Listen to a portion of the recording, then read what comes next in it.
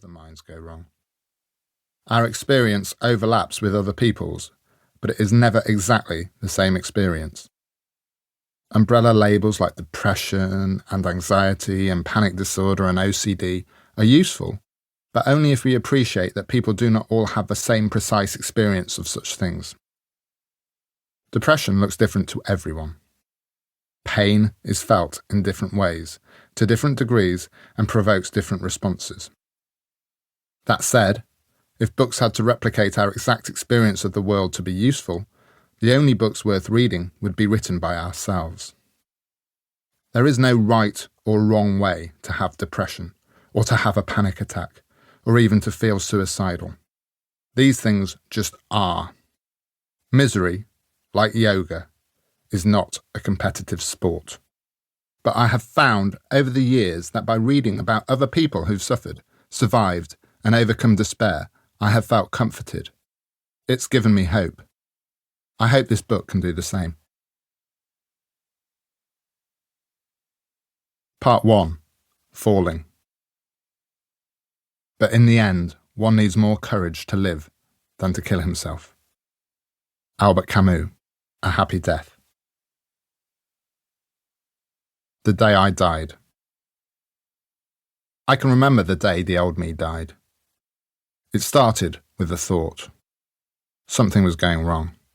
That was the start, before I realised what it was. And then, a second or so later, there was a strange sensation inside my head. Some biological activity in the rear of my skull, not far above my neck. The cerebellum.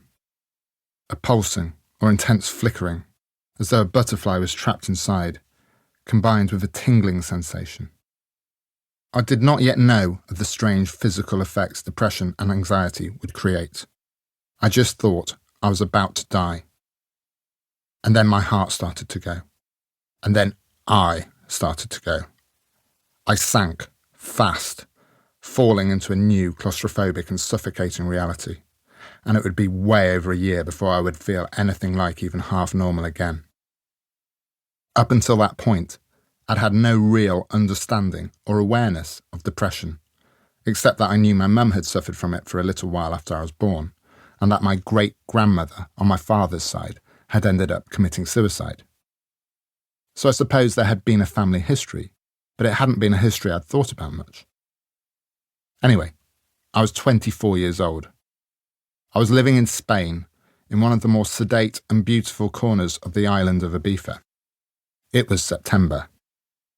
Within a fortnight, I would have to return to London and reality, after 6 years of student life and summer jobs.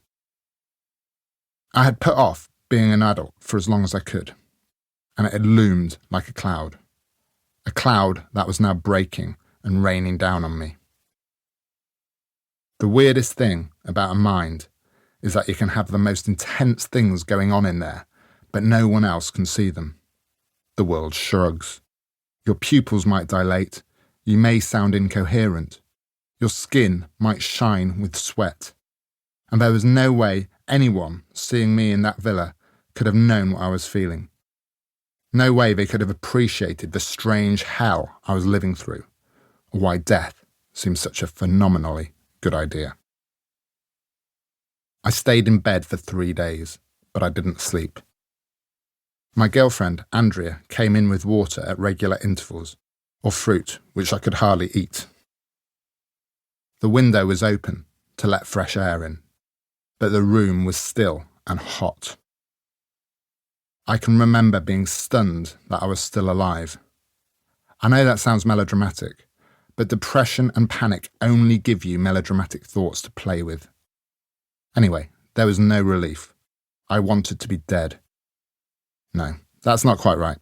I didn't want to be dead. I just didn't want to be alive. Death was something that scared me, and death only happens to people who have been living. There were infinitely more people who had never been alive. I wanted to be one of those people. That old classic wish, to never have been born, to have been one of the 300 million sperm that hadn't made it. What a gift it was to be normal.